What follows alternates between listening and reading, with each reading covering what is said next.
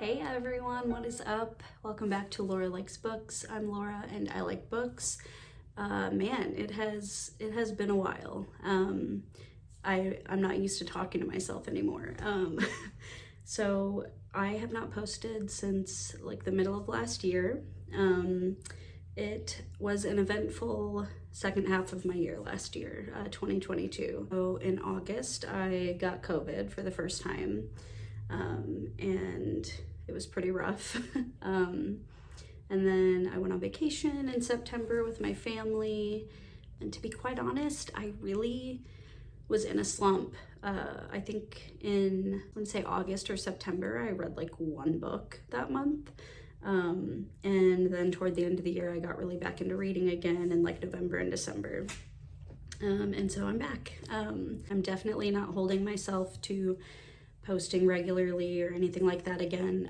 I was feeling super motivated to hop on here and tell you about my favorite books of 2022. With that being said, I hope you're all doing really well, and let's go ahead and get into it.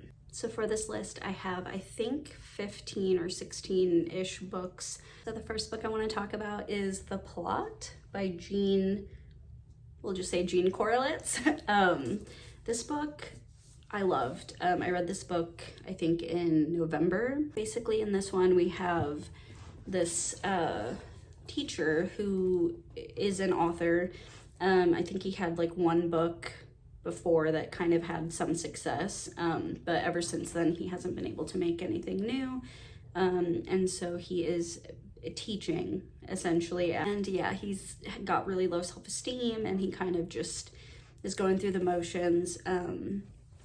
And then he teaches this one student who's just like super arrogant and cocky and, you know, is basically saying like, you can't teach writing, like you can't teach good writing. Either someone's a good writer or they're not.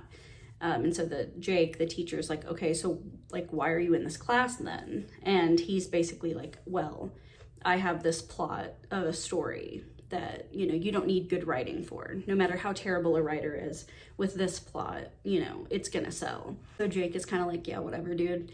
But he ends up reading the plot and he's like, oh shit, like this is gonna sell, this is gonna be famous.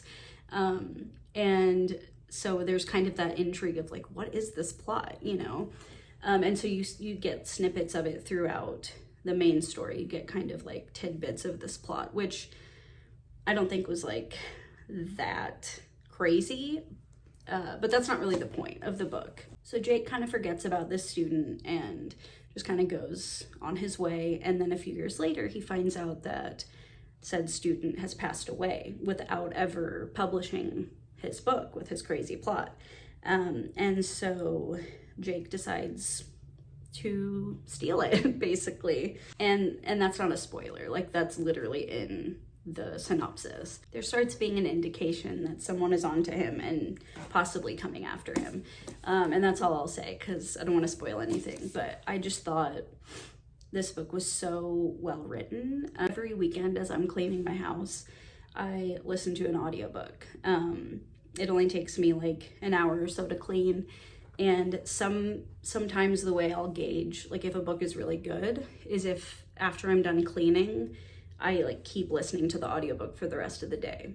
And this is one of the books that I definitely did that with. I just like, after an hour or so of just going about my day, I was so into it. I just didn't stop listening to it until I was finished, which was like, you know, 7 or 8 hours later. So I literally didn't do anything else until I finished this book. So yeah, I loved it. I don't know if I mentioned, but I'm not doing these books in any like particular order. I do have a top favorite, like number one, but everything else is sort of interchangeable. And I will say too, I had like 45 5-star books in 2022, and I ended up reading 122 books, and like 45 of them were 5 stars. So either one of two things is happening. Either I'm way too nice with my ratings, which could be the case, or I just know what I like and I know how to pick books. That could also be the case. I will say with my ratings, like I've mentioned before, like if I think about a book after I finished it, or if I think about a book in between reading it, or like, you know, like with the plot, if I just like can't stop or like can't put it down until I'm done, I pretty much will give a 5-star for that. Even if like I can recognize there's flaws, right? Like it's not about necessarily if it's the best book. It's just like if it affects me in a way, you know? And I will say, like, tomorrow I could put completely different books out of the 45 5-stars on this list. Like, this is just how I'm feeling in the moment. I will say too, like, I don't think I've ever given a book a 1-star, like, unless it's saying something like super just like factually incorrect or like wildly offensive. And I'm not offended very easily, but if it's like just like objectively offensive, like I might give a 1-star, but I can't think of a single book I've ever given a 1-star, because to me it's like that author put time and resources and, you know, passion of some sort into writing that book. So I just feel like my baseline is like 2. Like if I give something a 2, that was like the worst. And then 3 for me is like fine, like nothing terrible, but like nothing that I'll remember. 4-star is like really, really good, but didn't quite like hit the mark, I guess. And then, like I said, 5-star is like, basically what I'm saying is it's really easy to get a 5-star rating from me. I'm very generous. Like, I know a lot of people who are really stingy with their 5-stars. I am like the opposite. Like, you don't have to do much to entertain me. So I will say that, but I probably this year need to get a little bit more picky, because I just like can't rate everything 5 stars. You know, I can't just go through life. I mean, I can do whatever I want, but you know, probably I shouldn't. But basically all of that long-winded explanation to say that I rated a lot of books 5 stars. Any of them could have ended up here. This is just what I'm feeling at the moment. And other than my number 1, just interchange the numbers. Next up, we have The Push by Ashley Audrain. This is one that I talked about, I think, in like the last video that I made. I read it like toward the middle of the year, so I don't remember a lot. This was another book that I just absolutely couldn't put down. I loved everything about it. In this one we have, I think her name is Blythe. She is married to this guy Fox. This book mainly deals with like intergenerational trauma, women's issues, like it has a lot to say. Blythe, she doesn't really want children, but she decides to go ahead and have them because her husband wants kids, so she has a kid anyway. She has this daughter named Violet, and right off the bat, Blythe does not feel a connection to her daughter. She can't tell if it's because of her own like trauma from her own childhood, which we get like snippets of throughout. We get snippets of like her childhood, her mom's childhood, and anyway, she can't figure out if it's like something's wrong with this kid or if she's just like being weird because she didn't want to be a mom and her mom sucked and like, you know, etc. And then they have another kid. Blythe has a son named Sam, and Blythe immediately feels the connection with him. It's instant. Like what she expected to have with Violet, she immediately has with her son. And it doesn't, I mean, that's pretty much it for the plot. Like a lot of stuff happens, but at the same time, not much happens. I don't know how else to explain that, but like, it's not like a thriller necessarily. It's not like super fast paced. It's more of like a slower, like more thoughtful book. Stuff does happen, but it's just not like, I think I went into this book expecting it to be more of like a thriller, like fast paced kind of thing, and it just really isn't that. But that being said, I enjoyed it so much. You feel for everyone in the story. It's hard not to have sympathy for Blythe. I think even reading this and not agreeing with her or relating to her, it's hard not to like feel for her and what she's going through. Like as a society, we just have all these ideas of like what a mother is supposed to be, right? And I just think this book does a great job of kind of touching on that, and you know, through the medium of kind of a more sinister or possibly sinister outlet.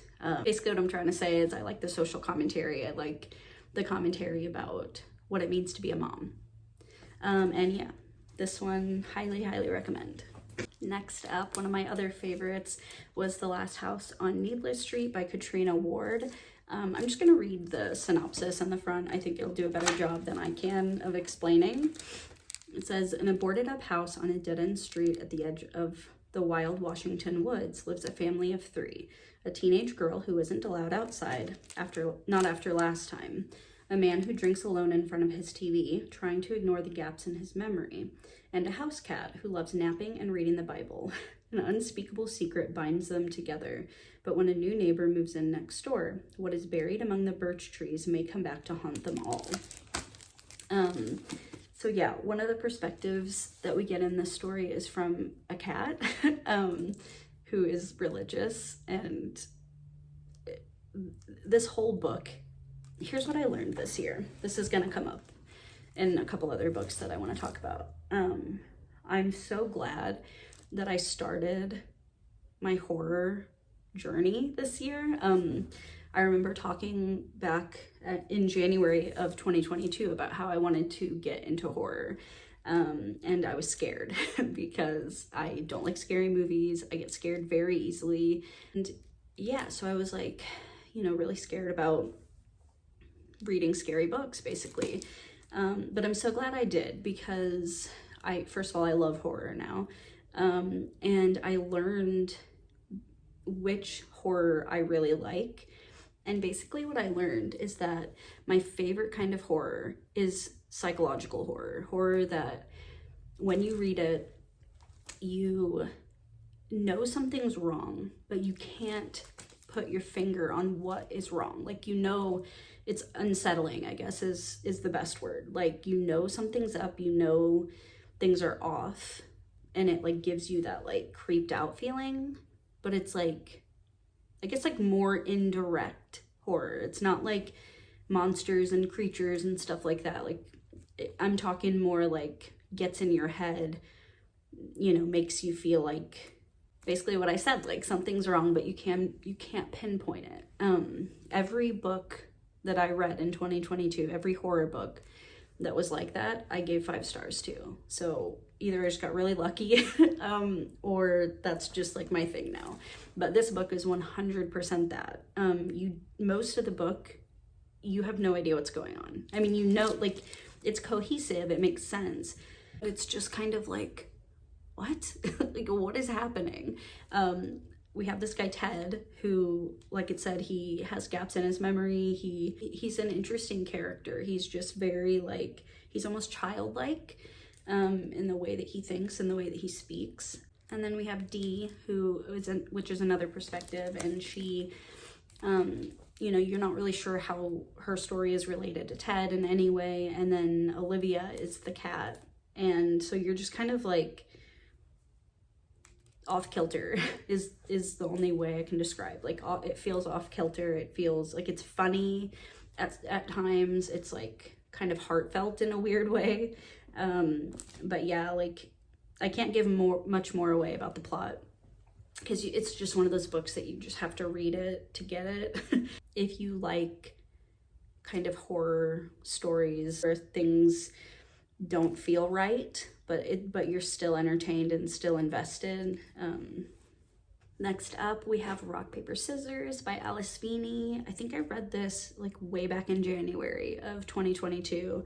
And that was my first encounter with Alice Feeney, and I immediately realized that I loved her and needed to read like all of her books. She is a very divisive author, I've realized. People either tend to absolutely hate her writing in all forms, and some people tend to love her. I'm obviously in the love her team. But in Rock, Paper, Scissors, we have this couple, Adam and Amelia, I think. And Adam has face blindness, which I thought was a pretty cool aspect. And they basically get a weekend away to this like church that's been turned into like an Airbnb, basically. They're gonna go to this place and basically work on their relationship or marriage, which is like in trouble. And then in between chapters, we are getting letters that the wife has written to the husband every year on like their anniversary. And so you kind of get to see like what went wrong, how it started. And I don't want to say anymore because I don't remember what would be spoilers and not spoilers, but I loved it. I loved the writing. A lot of people think that her writing is like try hard and like trying to be deep. And I can I see where people are coming from with that, but for me, like, it works. I don't know. Maybe I just like haven't read enough or something, but I love her writing. I think that it is deep, and I think that I think her books tend to go to a deeper place than most like mystery thrillers, which I really enjoy. And just like the atmosphere in this book, it's like a snowy, like I think they're in Scotland, and it is like snowy and it's like isolated, and yeah, it's just like everything I love in a thriller. Next up, we have All Your Perfects by Colleen Hoover. This book. I remember talking about this book before, and it still slaps. Like this was my introduction to Colleen Hoover. I don't remember what month I read this book, but it was pretty early in the year, and I ended up reading 3 more of her books, and I think I've given all of them like 4 or 5 stars. But All Your Perfects is to date is still my favorite.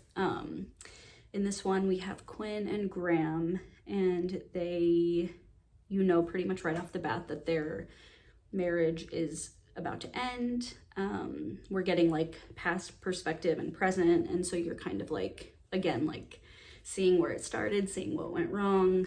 This one is a romance, not a thriller, but what I love about Colleen Hoover's books is they always tend to go deeper than like your typical romance book. There's always like something more to it. It's not just fluff. It's like real life issues, I guess.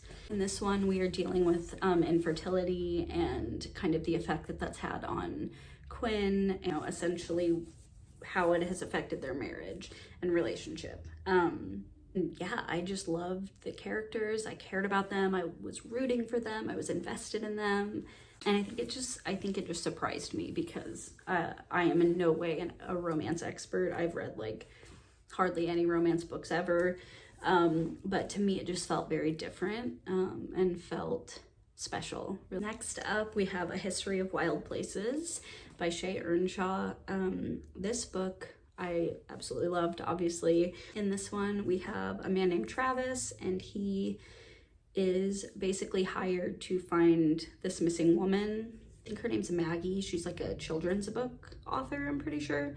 And Travis has this unique ability where he can like touch someone's, like an object that belongs to someone, and like see what happened to them, or like find out where they are, basically. So he basically stumbles upon this like community called Pastoral, and it's very cultish. And yeah, the story kind of goes from there. I guessed the twist like chapter 2 probably, but that I think it was like extremely obvious, but it in no way took away from my enjoyment. I absolutely loved this book. I thought it was magical. It was almost, in a way it was sort of like magical realism, especially with Travis being able to like sense things from the objects and stuff. But just the writing to me was very magical and very unique. I don't know, to me, just reading this book felt kind of cozy in a way. And it was like a mystery, but to me it just felt like so much more. It was like a lot of different genres kind of wrapped up into one. And I really cared about the characters. I cared about this community. I also forgot to mention this pastoral place. They never leave like their community because they've been told that the trees are dying. Like the trees have this like rot and it can get into humans. And so if they go too close to the boundary or like try to leave, they can, you know, get the rot from the trees and then like infect everybody. So I thought that was a really interesting aspect. And that's pretty much all I'm gonna say. I don't want to give anything away, but it was very good. I highly recommend it. 5 out of 5, especially if you like kind of more magical, like a magical mystery, I guess. I don't know, that's probably like not the correct way to describe it, but that's like what I think of when I think of that book. Next up, I freaking did it. I freaking did it. I finished House of Leaves. I talked at the beginning of last year about, well, part of why I was starting my horror journey was so that I could build up to reading House of Leaves. And I finished this in, I think, November, so it took me like almost a year to read it, but I'm done.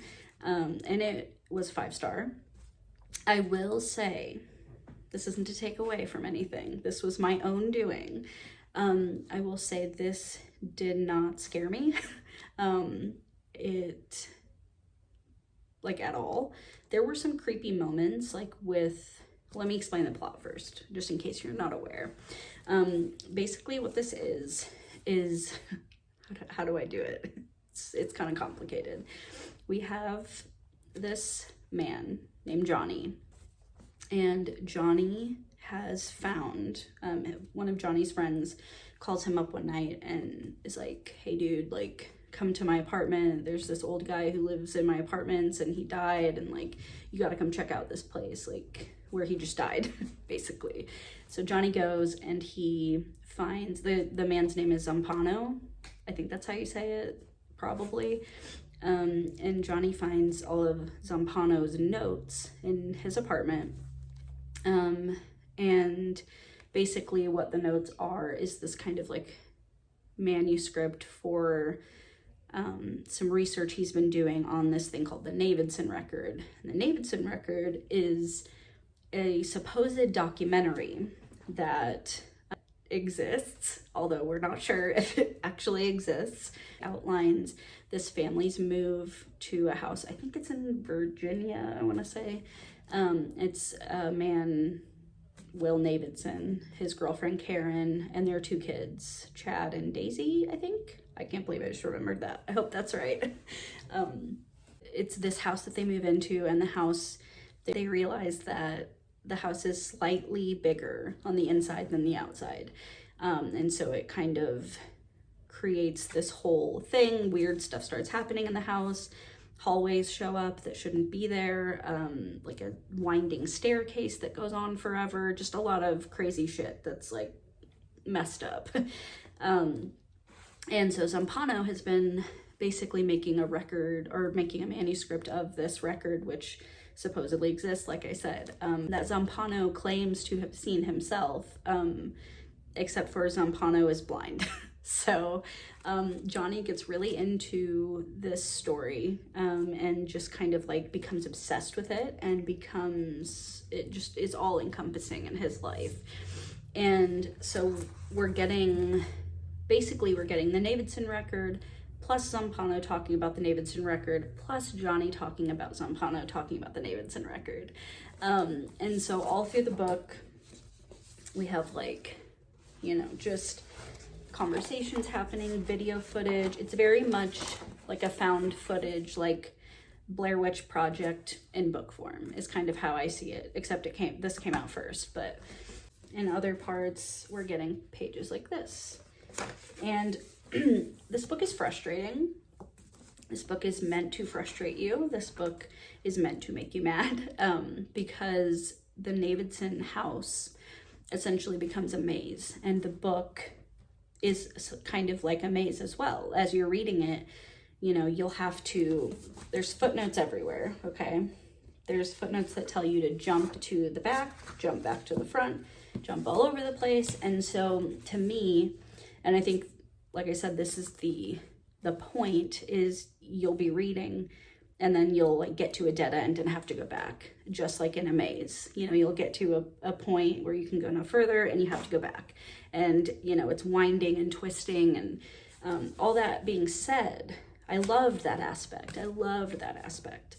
I was bored out of my mind for a bit of this book, okay? Again, I gave it 5 stars. I'm not, like, I understand. I love the concept. I loved so much about it. But yeah, like I said, I think this is my fault because I hyped this book up so much in my head because of all the things I heard about it. All of the people who I trust their opinions on books, like, said it was their favorite book of all time. And so I know that I hyped it up, like, and hyped up the horror aspect and was like, oh my God, I can't handle it. Like when I went on to like, reviews online, like so many people said it was the scariest book they've ever read. It's on, like, if you search like scariest books, it's on like multiple lists. And so I don't know, I don't know if something's wrong with me, like, because I don't, there were creepy moments, but I read much scarier books, I feel like, this past year. It's a really long explanation, but basically what I'm getting at is I loved it. I gave it 5 stars, but, tiny but, I was slightly disappointed with my own expectations. Like, I think I would have enjoyed this much more had I gone into it not knowing that much, or not like hyping it up, or not being like actively scared of it because of how much people said it scared them. And like I said, I can't deny the fact that through a huge chunk of this, I was bored, like falling asleep bored, just through the more dense academic parts. And again, I know that's intentional. I know that like that is part of it. I think I'm gonna reread this probably multiple times. There's so much to glean, you know, out of every reading. I think what I'm going to do, just the way I read it, because there's different ways to read it, I read just in order. Like if a footnote popped up, I followed that footnote. And I kind of learned as I went further along, like which footnotes I could kind of ignore a little bit. But yeah, like if it said to go to a different page, I did that and then I came back. So I think what I would do upon reread is I might just ignore the footnotes and just read the Davidson part, because that to me was the most interesting part and the only part where I actually like got a little bit spooked sometimes.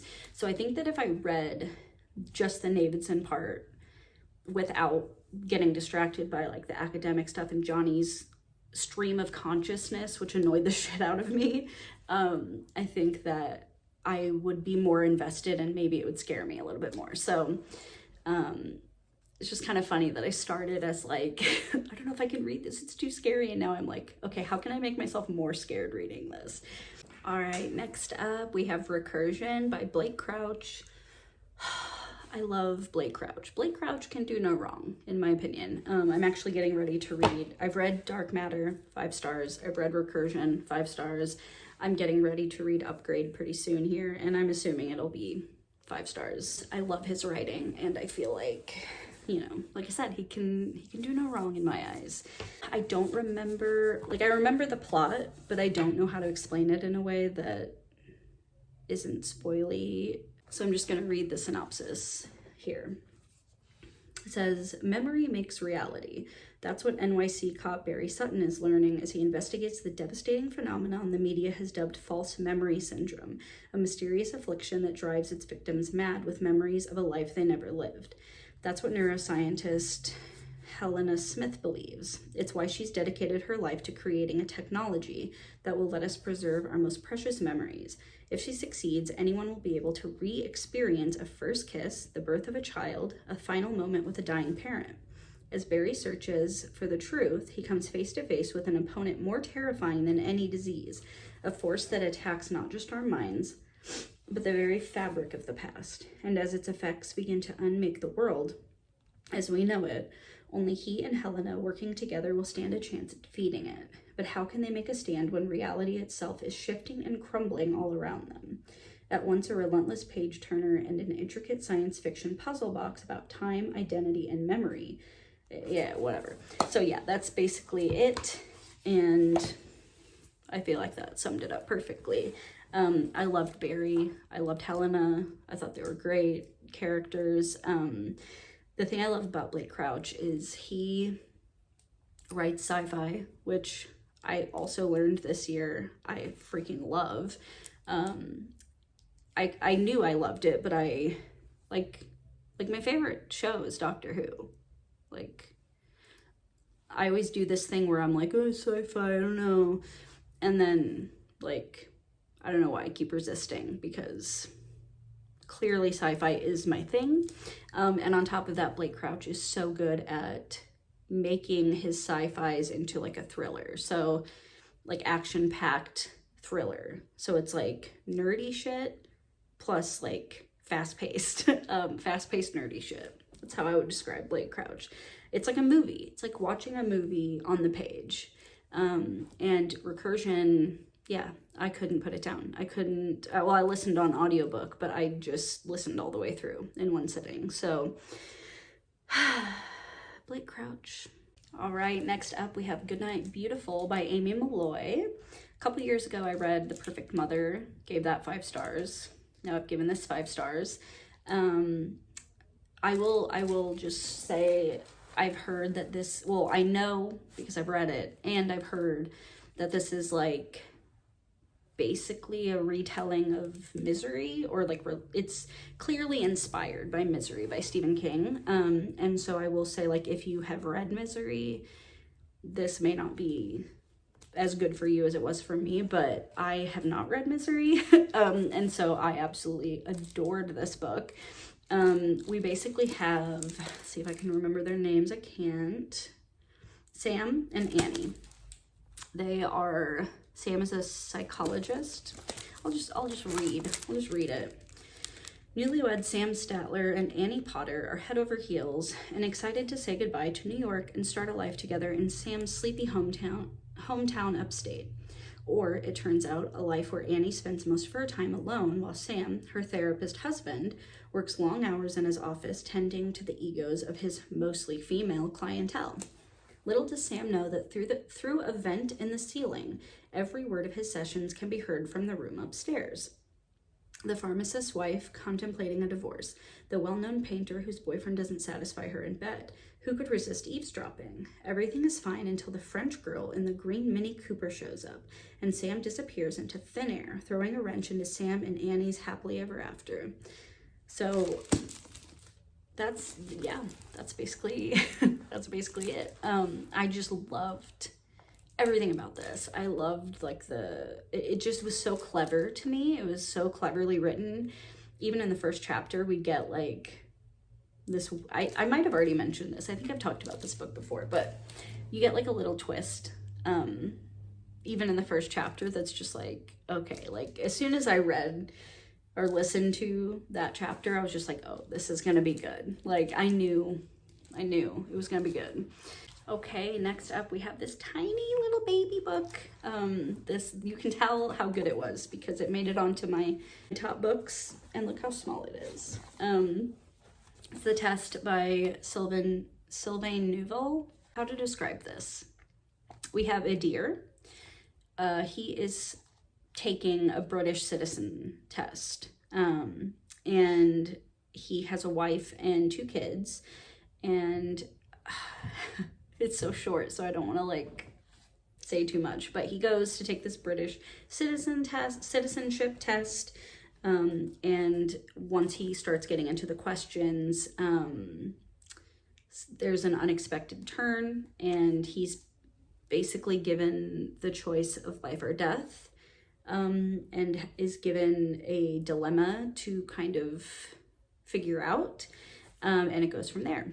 It is kind of a dystopian vibe, I guess, It is fast-paced. It is, for how short it is, it packs a freaking punch. Like, I still can't stop thinking about this book and the implications and like what it's trying to say. It got me. And while I'm on the subject of this amazing author, I will also just shout out the Themis Files, which I also read. I read Sleeping Giants in 2022, and then I read Waking Gods, which is the second book, and Only Human, the third book, this year. Like, already this month I read them. Well, I listened to the audiobooks actually, and they were so freaking good. The audiobooks have like a full cast, and so as you're listening to it, it's like hearing a movie. They're all like so good. Like, every single person has a different voice. Like, there's an actor for like every person. It's also mixed media, so it's, the whole book is basically, or the whole series is basically told through files, which is like, you know, different interviews and different like, you know, like press conferences and stuff like that. And in that series, we have this girl, Rose, who finds like this big hand in the ground on accident. And that's all I'm gonna say. But like I said, it's 3 books. I listened to all of them, and they all, well, the second book I gave 4 stars, but the first and final book, both of those I gave 5 stars. And it's like one of my favorite series now. So basically what I'm getting at is Sylvan, you're the shit. Okay, speaking of sci-fi and short books, one of my other favorite books this year, or last year, was Sea of Tranquility by Emily St. John Mandel. Sorry, I forgot her name for a second. This book was so freaking good. I'll tell you what it's about. Oh, first of all, by the way, this is the first book I've read by Emily St. John Mandel, and there are references to both, what are those books called? The Glass Hotel and Station 11, which I have not read yet, but I'm pretty sure there's references to both. I know there's references to at least one, so I feel like maybe I should have read those, but it didn't take my away. I mean, I still gave it 5 stars, so like I'm gonna read those books, but they do mention them. So, but basically in this one we have a timeline in 1912. We have, sorry, I'm like looking it up because I literally don't remember. I remember the plot, I just don't remember like the years. But it says 2 centuries later, so it's all over the place. It's basically a book about different time periods. You know what? I'm just gonna read it. I'm trash at describing books.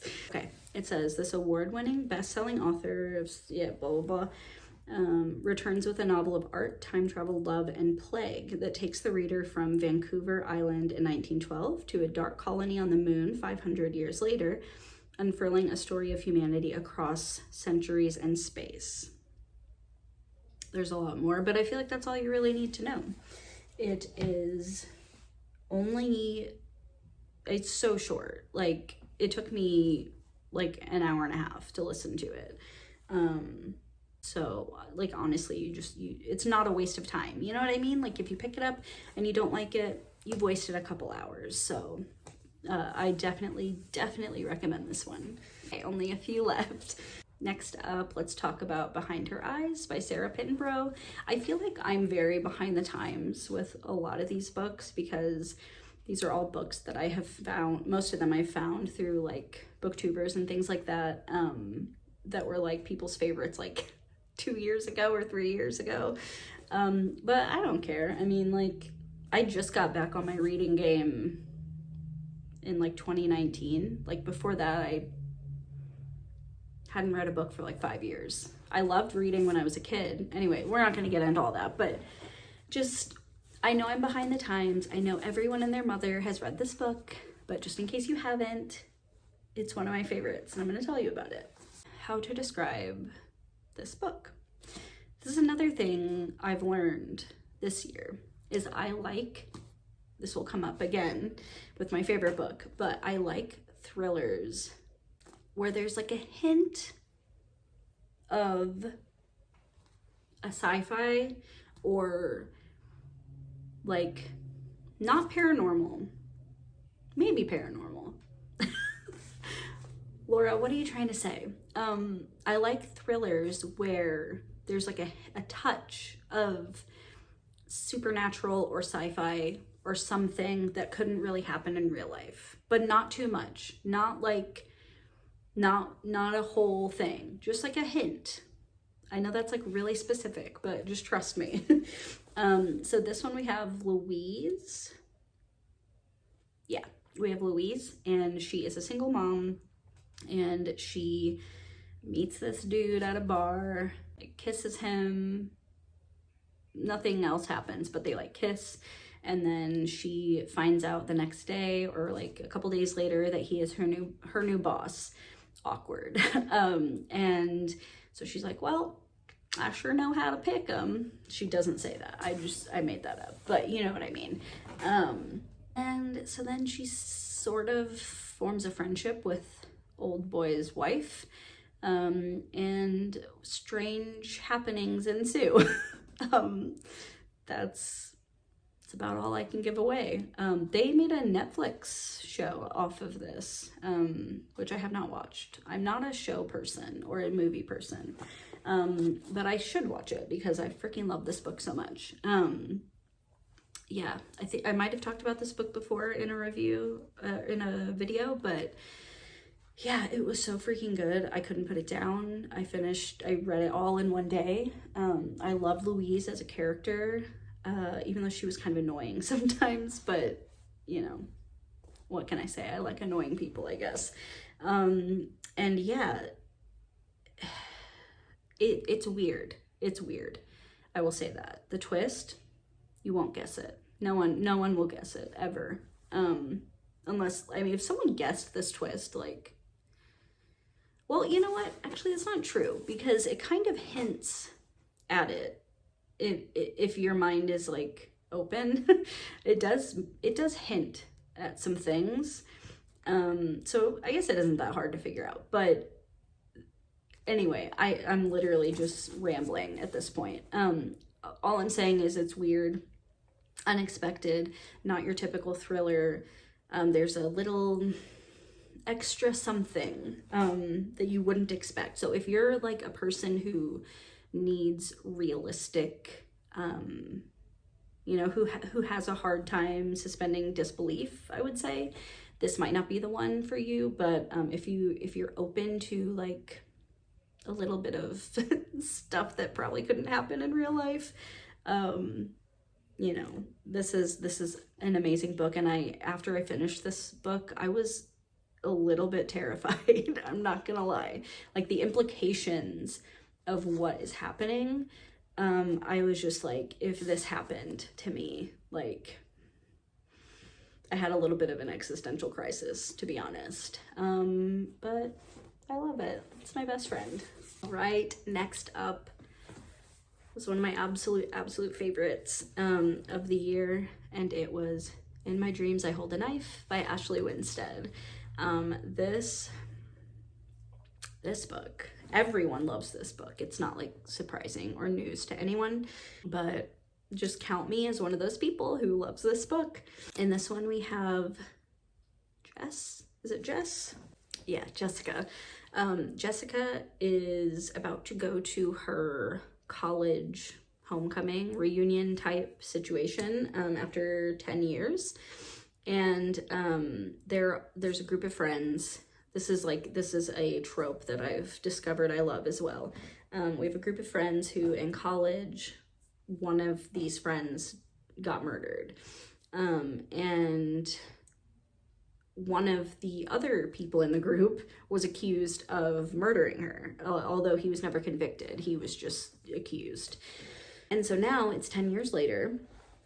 Jessica, who is quite frankly a narcissist, I still love her, but nobody in this book was particularly likable except for Coop, he's one of the characters, and I absolutely loved him. But aside from him, they're pretty much all trash. And I was here for it.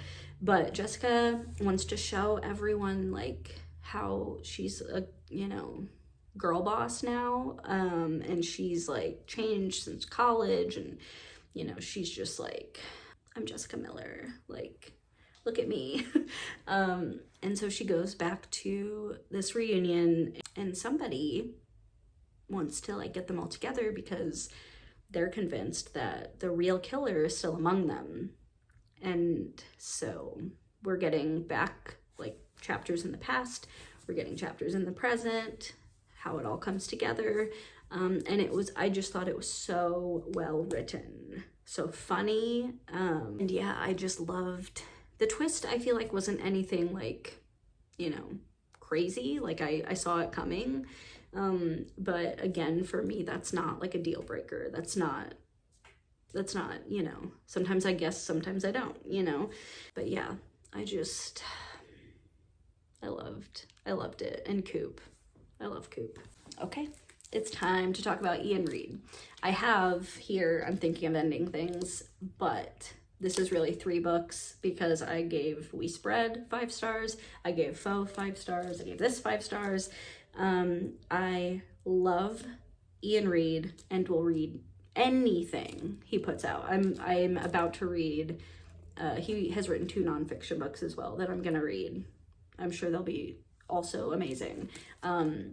Again, one of these authors where like, I feel like there's a lot of divisiveness. Like a lot of people think he's pretentious, and maybe he is. Maybe I just like pretentious people. I'm kind of pretentious, so maybe that's a thing, but I just love his writing. Every book is like that same feeling of just like, what is going on? Something's wrong here. I don't like it. I read this one first. I read this one in January, and then I read Faux and We Spread, like both in November, I think. I love him. I'll give you like a brief kind of like, if I can remember. We Spread I read most recently, and that one is about an old woman named Penny, and she has been living alone in an apartment. Her husband, or her partner, I don't think they were married, but like her long-term partner passed away a few years back, and they supposedly decided together that when the time came, she would go to this long-term like care facility. And so she ends up going there after like a dangerous fall that she has in her apartment, and things get weird. Like Penny doesn't know if she's just like having memory loss. Like is this just a symptom of her age and she's like losing her memories, or is something sinister happening at this facility? And we don't know either. We don't know, she doesn't know, nobody knows. And even the ending is pretty vague. So if you're not into that, you know, I personally don't mind if an ending is vague. But I just kept turning the pages. Like I had to know. And I don't think that's spoily, because they like pretty much in the synopsis it says like, is there something going on, or is it just her age? And then Faux, we had this one.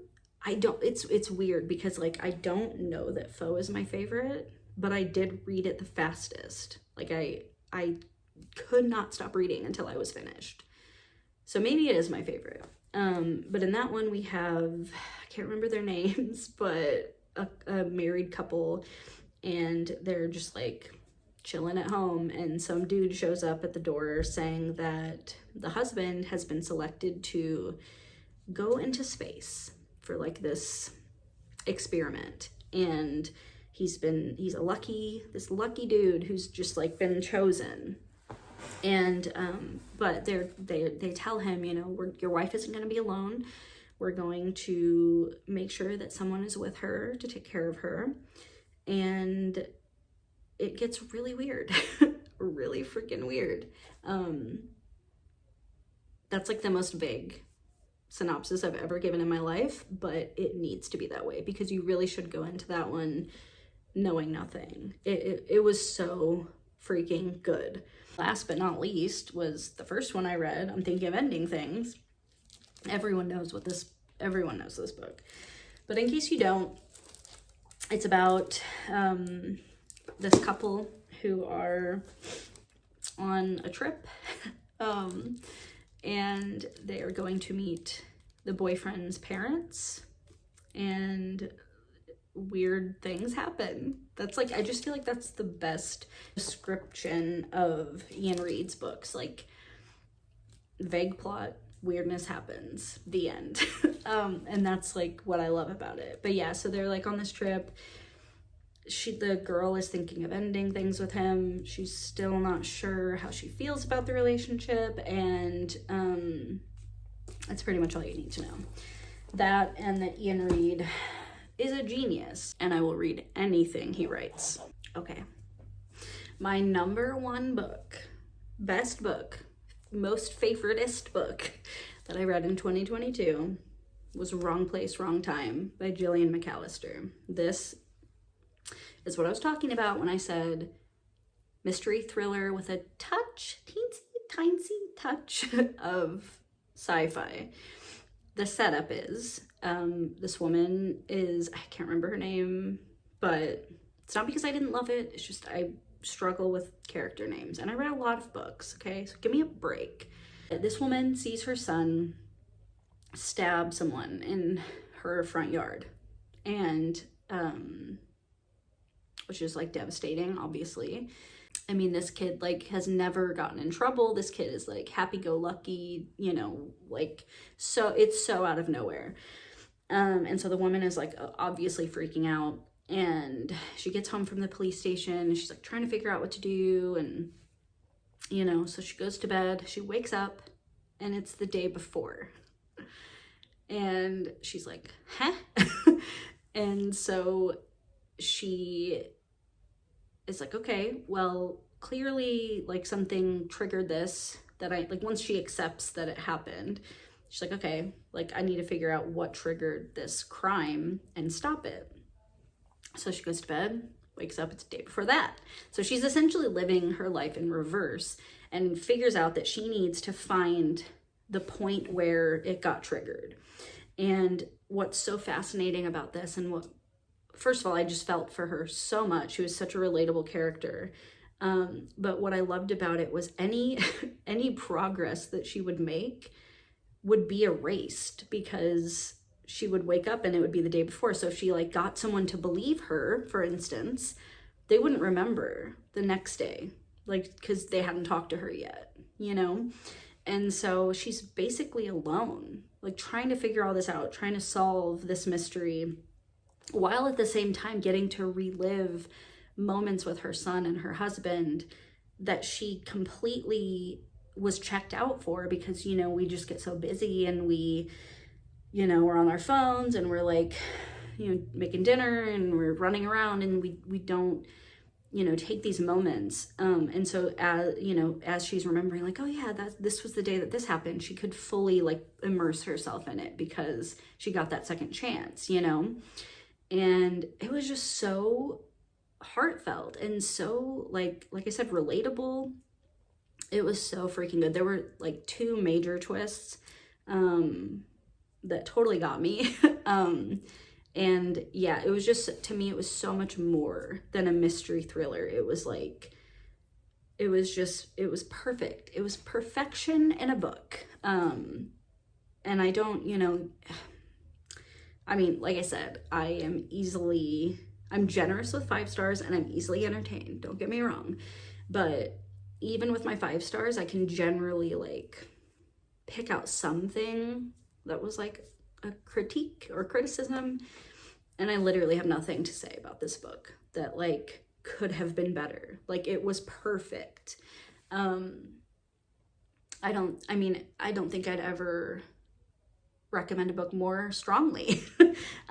Yeah, Wrong Place, Wrong Time was like the epitome of like everything I love. Mystery, intrigue, thriller, sprinkle of sci-fi with the time travel. heartfelt family dynamic. I loved the relationship between like her and her husband and her son, her and her son. It was just like this freaking chef's kiss. And yeah, I have rambled on forever and taken up enough of your time. It feels good to be back. Like I said, I'm not like holding myself to any particular posting schedule or anything, just kind of like when I feel like it. But I did miss talking about books to someone. I've just been bothering my family these past couple months, like trying to get them to listen to me, and no one cares. But yeah, I will see you all later. Hope you have a great night. Bye.